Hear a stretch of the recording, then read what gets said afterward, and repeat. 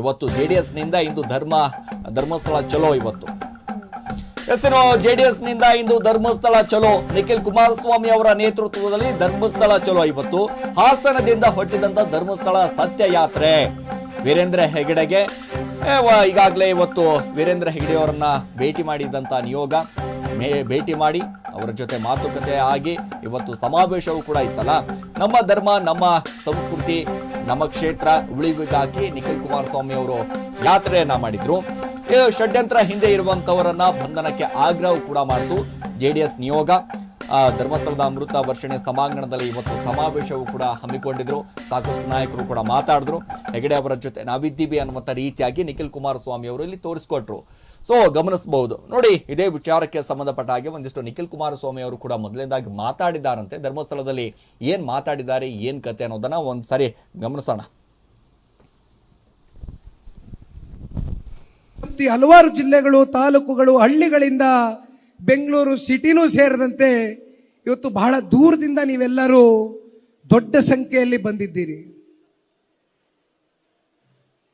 ಬಹಳ ಜನ ಇವತ್ತು ಇಲ್ಲಿ ಕುಳಿತಿರ್ತಕ್ಕಂಥವರು ನಿಮಗೆ ಕೊನೆಯ ಹಂತದಲ್ಲಿ ಸಭಾಂಗಣದಲ್ಲಿ ಕಾವಂದ್ರು ಬರ್ತಾ ಇದ್ದಾರೆ, ನೀವೆಲ್ಲರೂ ಬರಬೇಕು ಅಂತಕ್ಕಂಥದ್ದು ಕೊನೆಯ ಹಂತದಲ್ಲಿ ನಿಮಗೆ ಸಂದೇಶ ಸಿಕ್ಕಿರ್ತಕ್ಕಂಥದ್ದು. ಆದರೆ ಇದಕ್ಕಿಂತ 20 ಪಟ್ಟು ಹೆಚ್ಚು ಜನ ಇವತ್ತು ಶ್ರೀ ಕ್ಷೇತ್ರಕ್ಕೆ ಭೇಟಿ ಕೊಟ್ಟು ಕಾವಂದ್ರನ ಕಾಣಬೇಕು ಅಂತಕ್ಕಂಥ ಮನಸ್ಸಿನಲ್ಲಿ ನಿರೀಕ್ಷೆಗಳನ್ನ ಇಟ್ಕೊಂಡಿದ್ರು. ಆದರೆ ನಾವು ಅವರಿಗೆ ಎಲ್ಲರಿಗೂ ಕೂಡ ಸಭಾಂಗಣದ ಒಳಗಡೆ ನಾವು ಇವತ್ತು ನಾನು ನೋಡ್ತಾ ಇದ್ದೇನೆ, ಸಭಾಂಗಣ ತುಂಬಿ ಹರಿದೋಗಿದೆ. ಇಲ್ಲಿ ಸೇರಿರ್ತಕ್ಕಂಥವ್ರು ಜನಸಾಗರ ಇವತ್ತು ಕಾವಂದ್ರನ ನೋಡ್ಲಿಕ್ಕೆ, ಮಂಜುನಾಥ ಸ್ವಾಮಿ, ಅಣ್ಣಪ್ಪ ಸ್ವಾಮಿಯ ದರ್ಶನ ಪಡಿಲಿಕ್ಕೆ, ಧರ್ಮ ಉಳಿಬೇಕು, ಸತ್ಯ ಉಳಿಬೇಕು, ದುಷ್ಟರು ಮಂಜುನಾಥ ಸ್ವಾಮಿ ಸಂಹಾರ ಮಾಡ್ತಾನೆ ಅಂತಕ್ಕಂಥ ಆತ್ಮವಿಶ್ವಾಸದಿಂದ ಇವತ್ತು ನಾವೆಲ್ಲರೂ ಏನ್ ಸೇರಿದ್ದೀವಿ.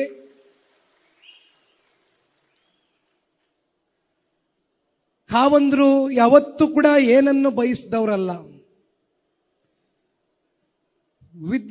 ಪದ್ಮ ವಿಭೂಷಣ ಪ್ರಶಸ್ತಿ ಕಾವಂದ್ರಿಗೆ ತಾನಾಗಿ ತಾನು ಹುಡ್ಕೊಂಬಂತು. ಅವ್ರು ಯಾವತ್ತೂ ಕೂಡ ನನಗೇನೋ ಬೇಕು ಅಂತಕ್ಕಂಥ ಆಸೆಯನ್ನ ಇಟ್ಕೊಂಡು ಸಮಾಜಮುಖಿ ಕೆಲಸ ಮಾಡಿರ್ತಕ್ಕಂಥದ್ದಲ್ಲ. ಯಾವುದೇ ಫಲಾಪೇಕ್ಷೆ ಇಲ್ದಿರ, ನಿರೀಕ್ಷೆಗಳಿಲ್ದಿರ ಅವರು 7.5 ಕೋಟಿ ಕನ್ನಡಿಗರನ್ನ ಸಾಮಾಜಿಕವಾಗಿ, ಆರ್ಥಿಕವಾಗಿ, ಶೈಕ್ಷಣಿಕವಾಗಿ ಅವರು ಮೇಲೆತ್ತಕ್ಕಂಥದ್ದಕ್ಕೆ, ಸಬಲರಾಗಿ ಮಾಡ್ತಕ್ಕಂಥದ್ದಕ್ಕೆ, ದುರ್ಬಲರಿಗೆ ಒಂದು ಶಕ್ತಿಯನ್ನು ತುಂಬಿಸ್ತಕ್ಕಂಥದ್ದಕ್ಕೆ ಪ್ರಾಮಾಣಿಕವಾಗಿ ಶ್ರೀ ಕ್ಷೇತ್ರದಿಂದ ಕಾವಂದ್ರು ಅವರ ಜೀವನವನ್ನು ಮುಡಿಪಿಟ್ಟಿದ್ದಾರೆ. ಅಂತ ಒಬ್ರು ಪುಣ್ಯಾತ್ಮನ ದರ್ಶನವನ್ನ ಇವತ್ತು ನಾವು ನೀವೆಲ್ಲರೂ ಏನು ಪಡೆದಿದ್ದೇವೆ. ಕೊನೆಯದಾಗಿ ಮಾಧ್ಯಮದ ಮಿತ್ರರು ಕೂಡ ಇವತ್ತಿಲ್ಲಿ ಸೇರಿದ್ದೀರಿ. ಯಾಕೆಂದ್ರೆ ನಾನು ಹೆಚ್ಚಿಗೆ ಸಮಯ ತೆಗೆದುಕೊಳ್ತಕ್ಕಂಥದ್ದು ಬೇಡ. ಇನ್ನು ಕಾವಂದ್ರು ಮಾತನಾಡಬೇಕಾಗಿದೆ. ಅವರು ಹೇಳ್ತಕ್ಕಂಥ ಪ್ರತಿಯೊಂದು ವಿಚಾರಕ್ಕೂ ಕೂಡ ನಾವು ಇವತ್ತು ಬಂದು ಕೂತಿರ್ತಕ್ಕಂಥದ್ದು ಕಾವಂದ್ರ ಆಶೀರ್ವಾದವನ್ನ ಕೋರಿ ಬಂದಿದ್ದೇವೆ. ಅವರ ಹಿತವಚನಗಳನ್ನ ನಾವು ಕೇಳಬೇಕಾಗ್ತದೆ. ಹಾಗಾಗಿ ನಾನು ಹೆಚ್ಚು ಸಮಯ ತೆಗೆದುಕೊಳ್ಳಕ್ ಹೋಗೋದಿಲ್ಲ. ಆದರೆ ಒಂದು ಅಂತಿಮವಾಗಿ ನೀವೆಲ್ಲರೂ ಇವತ್ತು ಭಕ್ತಾದಿಗಳು ನಮ್ಮ ಮನಸ್ಸಿನಲ್ಲಿರ್ತಕ್ಕಂಥ ಭಾವನೆ ಒಂದೇ. ಶ್ರೀ ಕ್ಷೇತ್ರದ ಮೇಲೆ ಒಂದು ಹುನ್ನಾರ ಏನ್ ನಡೆದಿದೆ, ಷಡ್ಯಂತ್ರ ಏನ್ ನಡೆದಿದೆ, ಇದರ ಸಂಪೂರ್ಣ ಸತ್ಯತೆ, ಇದರ ಹಿಂದೆ ಇರತಕ್ಕಂಥ ಯಾವ ದೊಡ್ಡ ಆರ್ಗನೈಸೇಷನ್ಗಳು ಇವತ್ತು ಶ್ರೀ ಕ್ಷೇತ್ರದ, ಧಾರ್ಮಿಕ ಕ್ಷೇತ್ರದ ಒಂದು ಅಪಮಾನವನ್ನ ಮಾಡ್ತಕ್ಕಂಥದ್ದಕ್ಕೆ ಹುನ್ನಾರವನ್ನ ನಡೆಸಿದ್ದಾರೆ. ಅವರೆಲ್ಲರನ್ನು ಕೂಡ ಇವತ್ತು ಬಯಲುಗೆಳಿತಕ್ಕಂಥ ಒಂದು ಕೆಲಸ ಮಾಡಬೇಕಾಗಿದೆ. ಆ ನಿಟ್ಟಿನಲ್ಲಿ ಕೇಂದ್ರದ ತನಿಖಾ ಸಂಸ್ಥೆ NIAಗೆ ಇವತ್ತು ತನಿಖೆಯನ್ನ ಅರ್ಪಿಸುವ ಮೂಲಕ ಸಂಪೂರ್ಣ ಇದರ ಸತ್ಯತೆಯನ್ನ ಪಾರದರ್ಶಕವಾಗಿ, ನ್ಯಾಯಸಮ್ಮತವಾಗಿ, ನ್ಯಾಯಬದ್ಧವಾಗಿ ಇವತ್ತು ಇವೆಲ್ಲವೂ ಕೂಡ ಮುನ್ನೆಲೆಗೆ ಬರಬೇಕು ಅಂತಕ್ಕಂಥದ್ರ ಬಗ್ಗೆ ಇವತ್ತು ಎಲ್ಲರೂ ಭಕ್ತಾದಿಗಳು ನಿಮ್ಮ ಮನಸ್ಸುಗಳಲ್ಲಿ ನೀವೇನೋ ಒಂದು ಭಾವನೆಯನ್ನ ಇಟ್ಕೊಂಡಿದ್ದೀರಿ. ನಿಮ್ಮ ಪರವಾಗಿ ಒಬ್ಬ ಭಕ್ತಾದನಾಗಿ ನಾನು ಕೂಡ ಒಬ್ಬ ಭಕ್ತನಾಗಿ ಇವತ್ತು ಆ ಭಾವನೆಯನ್ನ ಹೊರಗಡೆ ಹಾಕ್ಲಿಕ್ಕೆ ಬಯಸ್ತೇನೆ. ಮತ್ತು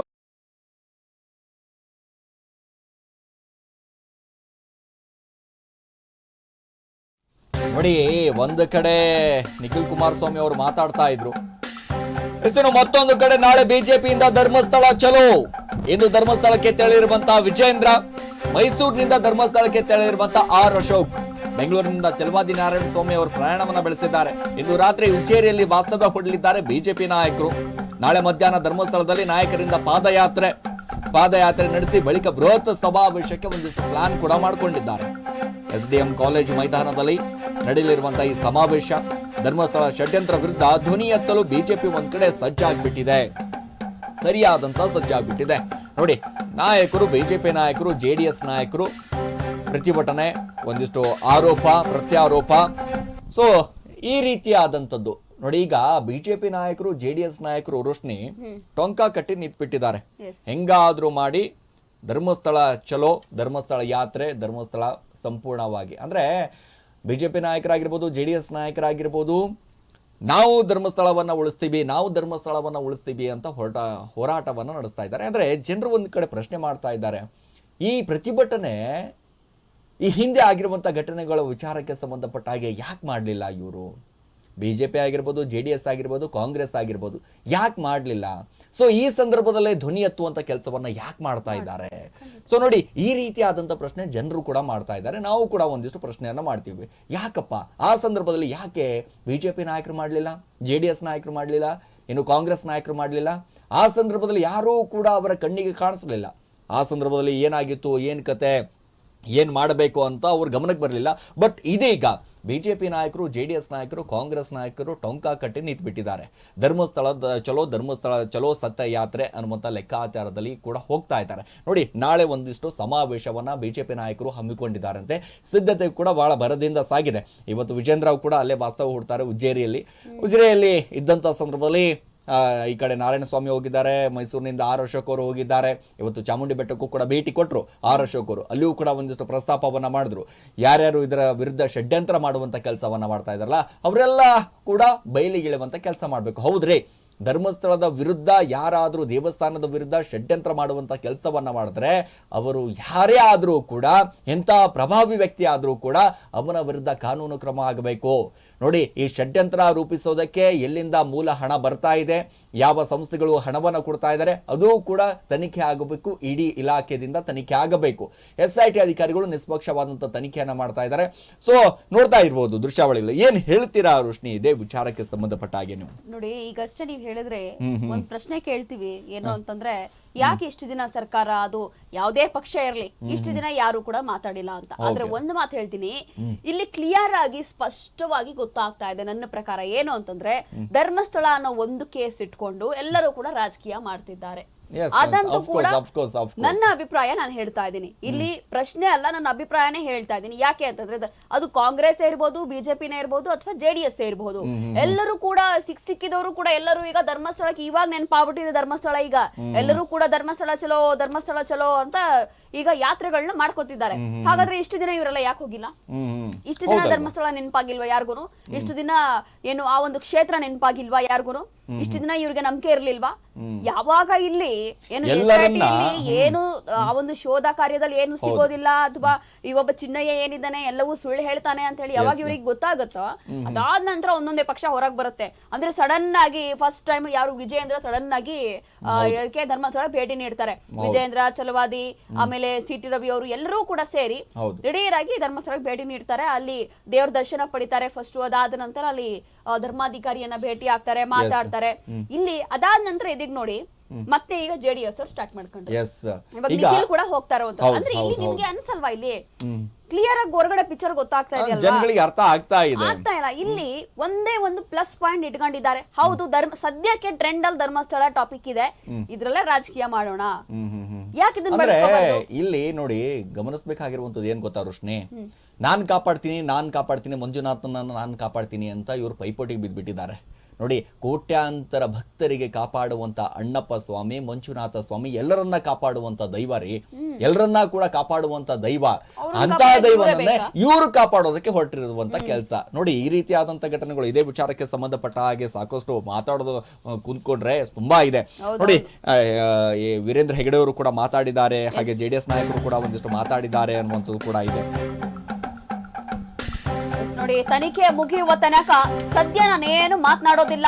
ಶ್ರೀ ಕ್ಷೇತ್ರದೊಂದಿಗೆ ನಾವಿದ್ದೇವೆ ಅಂತಾರೆ. ಸಂತೋಷ. ಇದು ಇಲ್ಲಿ ಬಂದು ಪ್ರೀತಿ ತೋರಿಸಿದ ನಿಮಗೆ ನಾನು ಆಭಾರಿಯಾಗಿದ್ದೇನೆ. ಅಪವಾದಗಳು ಬಂದಾಗ ಎಲ್ಲವನ್ನ ಎದುರಿಸಬೇಕು. ಜೆಡಿಎಸ್ ಸತ್ಯಯಾತ್ರೆ ಕುರಿತು ಧರ್ಮಾಧಿಕಾರಿ ವೀರೇಂದ್ರ ಹೆಗಡೆ ಅವರು ಮಾತನಾಡಿದ್ದಾರೆ ಇವತ್ತು. ಅಂದ್ರೆ ಆ ಒಂದು ಕಾರ್ಯಕ್ರಮದಲ್ಲಿ ಭಾಗಿಯಾಗ್ತಾರೆ, ವೇದಿಕೆಯಲ್ಲಿ ಮಾತನಾಡಿದ್ದಾರೆ ವೀರೇಂದ್ರ ಹೆಗಡೆ ಅವರು. ಸದ್ಯಕ್ಕೆ ತನಿಖೆ ಇನ್ನು ಮುಂದುವರೆದಿದೆ, ತನಿಖೆ ಮುಗಿಯೋವರೆಗೂ ನಾನೇನು ಮಾತನಾಡೋದಿಲ್ಲ ಅಂತ ಹೇಳ್ತಾರೆ ಸಿರಾಜ್. ಅದ್ರಲ್ಲೂ ನೀವೆಲ್ಲರೂ ಕೂಡ ಏನು ಪ್ರೀತಿ ತೋರಿಸಿದ್ದೀರಾ, ಎಲ್ಲರೂ ಕೂಡ ಇಲ್ಲಿ ಬಂದು ಸಪೋರ್ಟ್ ಮಾಡ್ತಾ ಇದ್ದೀರಾ. ಇದೊಂದು ಸಂತೋಷದ ವಿಚಾರ, ನನಗೆ ಸಂತೋಷ ಆಗಿದೆ. ಅದಾದ ನಂತರ ಈ ಒಂದು ವಿಚಾರ ಅಂತಲ್ಲ, ಬೇರೆ ಟೈಮಲ್ಲೂ ನೀವೆಲ್ಲ ಬಂದು ಹೋಗ್ಬೇಕು ಇಲ್ಲಿ. ನೋಡೋಣ ಮುಂದಿನ ದಿನಗಳಲ್ಲಿ ಏನಾಗುತ್ತೋ. ಸದ್ಯಕ್ಕೆ ನನ್ ಮನಸ್ಸಿಗೆ ಎಷ್ಟೇ ನೋವಾಗಿದ್ರು ಕೂಡ ನಾನೇನು ಹೇಳೋದಿಲ್ಲ. ತನಿಖೆ ಮುಗಿಲಿ, ಅದಾದ್ಮೇಲೆ ಯಾರಿಗೂ ಗೊತ್ತಾಗುತ್ತೆ ಅಂತ ಹೇಳಿದ್ದಾರೆ. ಬನ್ನಿ, ಇನ್ನು ಏನೇನ್ ಹೇಳಿದ್ದಾರೆ ಒಂದ್ಸಲಿ ಕೇಳಿಸ್ಕೊಳ್ಳೋಣ. ವೀಲ್ ಚೇರ್ ಅಲ್ಲಿ ಬಂದವರು ಅಂತಂದ್ರೆ ಮನಮೋಹನ್ ಸಿಂಗ್ ಮತ್ತು ದೇವೇಗೌಡರು ಮಾತ್ರ. ಅವರು ಈಗಲೂ ಕೂಡ ಈ ವಯಸ್ಸಲ್ಲಿ ಕೂಡ ಅವ್ರು ಓಡಾಡೋದು ನೋಡಿದ್ರೆ ನನಗೆ ಆಶ್ಚರ್ಯ ಆಗುತ್ತೆ. ಮತ್ತು ಪ್ರತಿ ಬಾರಿ ಅವರು ರಾಜ್ಯಸಭೆಯಲ್ಲಿ ಒಳಗೆ ಹೋದವರು ಬಂದ ಕೇಳ್ತಿರೋರಿಗೆ ಹೇಗೆ, ಅದಕ್ಕೆ ಅವರು ಒಟ್ಟಿಗಿದ್ದವರು ಹೇಳ್ತಾರೆ, ಸ್ವಾಮಿ ಅವರು ಬಂದೇ ಬರ್ತಾರೆ, ಅವ್ರು ತಡೆಯೋಕ್ಕೆ ಸಾಧ್ಯ ಇಲ್ಲ ಅವರನ್ನು ಅಂತೇಳಿ. ಹಾಗೆ ಅಷ್ಟು ರಾಷ್ಟ್ರದ ಬಗ್ಗೆ ಅವರಿಗೆ ಕಲ್ಪನೆ ಇದೆ. ಮತ್ತು ರಾಷ್ಟ್ರದ ಬಗ್ಗೆ, ರಾಜ್ಯದ ಬಗ್ಗೆ ಪ್ರತಿಯೊಂದು ಸೂಕ್ಷ್ಮ ವಿಚಾರಗಳು ಕೂಡ ಸಿದ್ದೇಗೌಡರ ಗಮನಕ್ಕೆ ಬರುತ್ತದೆ. ಮತ್ತು ಪ್ರತಿಯೊಂದು ವಿಚಾರದಲ್ಲಿ ಕೂಡ ಅವರು ತಮ್ಮದೇ ಆದಂಥದ್ದು ಒಂದು ದೃಷ್ಟಿಯನ್ನು ಇಟ್ಕೊಂಡಿದ್ದಾರೆ. ಅವರನ್ನು ಈ ಸಂದರ್ಭದಲ್ಲಿ ಸ್ಮರಿಸಿ, ನಮ್ಮ ಶ್ರೀ ಕುಮಾರಸ್ವಾಮಿ ಅವರು ಅವರ ಜೊತೆಗೆ ಈಗ ಸಚಿವರಾಗಿ ಹೇಳಿದ್ದಾರೆ. ಅಲ್ಲಿ ಭೇಟಿಯಾಗಿ ಇಲ್ಲಿ ಬರ್ತೀನಿ ಅಂತ ಹೇಳಿದರು. 2-3 ಸಾರಿ ಕಾರ್ಯಕ್ರಮ ನಿಗದಿಯಾಗಿ ಮತ್ತೆ ಅದು ಮುಂದುವರಿಯಿತು.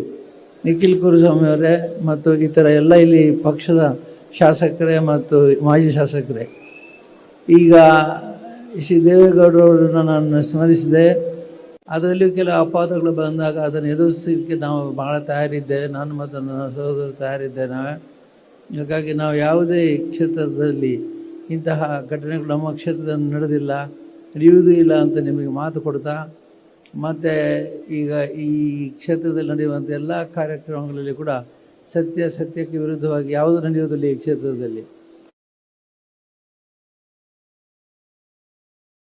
ವೀರೇಂದ್ರ ಹೆಗಡೆ ಅವರು ಕೂಡ ಧರ್ಮಾಧಿಕಾರಿ ಅವರು ಹೇಳ್ತಾ ಇದ್ರು SIT ವಿಚಾರಕ್ಕೆ ಸಂಬಂಧಪಟ್ಟ ಹಾಗೆಯೂ ಕೂಡ ನೋಡಿ, ನಾವು ಗಮನಿಸಬೇಕಾಗಿರುವಂಥದ್ದು ಏನಪ್ಪಾ ಅಂತಂದ್ರೆ ಒಂದಿಷ್ಟು SIT ತನಿಖೆಯನ್ನ ಮಾಡ್ತಾ ಇದೆ, ನಿಷ್ಪಕ್ಷವಾದಂಥ ಒಂದಿಷ್ಟು ತನಿಖೆಯನ್ನ ಮಾಡ್ತಾ ಇದೆ. ನಮಗೆ ತುಂಬಾ ಖುಷಿ ಇದೆ, ತುಂಬಾ ಹೆಮ್ಮೆ ಇದೆ.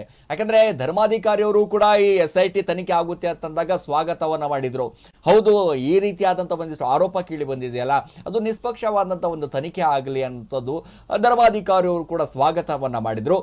ಸೊ ಇವತ್ತು ಸತ್ಯಯಾತ್ರೆಯಲ್ಲೂ ಕೂಡ ಪ್ರಮುಖವಾಗಿ ಭಾಗವಹಿಸಿ ಒಂದಿಷ್ಟು ವಿಚಾರಕ್ಕೆ ಸಂಬಂಧಪಟ್ಟ ಕೂಡ ಮಾತಾಡಿದ್ರು. ಎಸ್, ಮುಂದಿನ ಸ್ಟೋರಿ ಅತ್ತ ಹೋಗೋಣ. ನೋಡಿ,